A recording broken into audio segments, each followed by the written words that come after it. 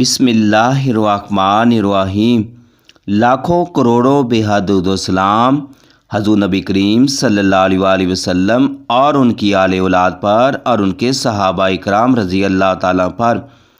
دوستو، آج کی جو ویڈیو ہے رسول اللہ صلی اللہ علیہ وسلم کے لواب دین کا معجزہ۔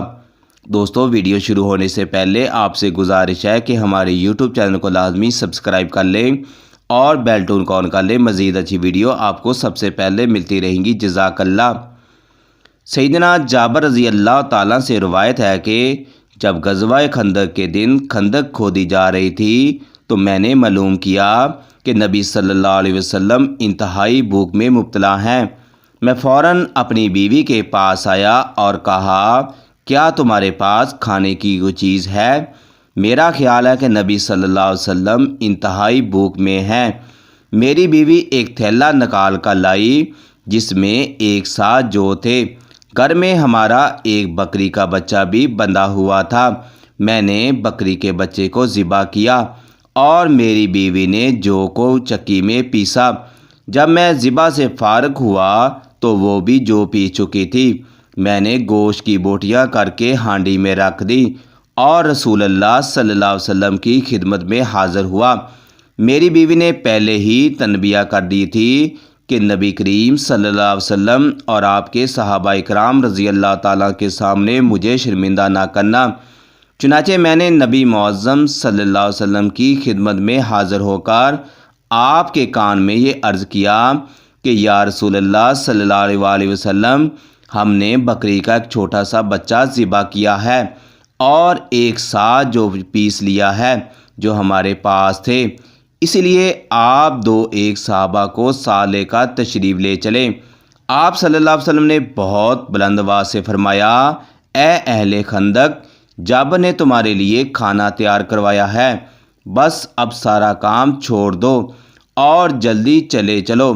اس کے بعد نبی رحمت صلی اللہ علیہ وسلم نے فرمایا، جب تک میں نہ آ جاؤں ہانڈی چولہے سے نہ اتارنا اور تب ہی آٹے کی روٹیاں پکانا شروع کرنا۔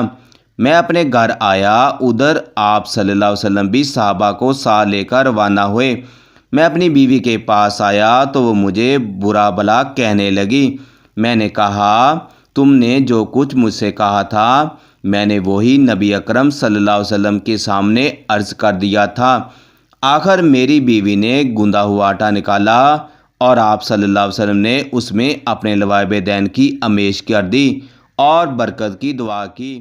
ہانڈی میں بھی آپ نے لواب دین کی آمیز کر دی اور برکت کی دعا کی۔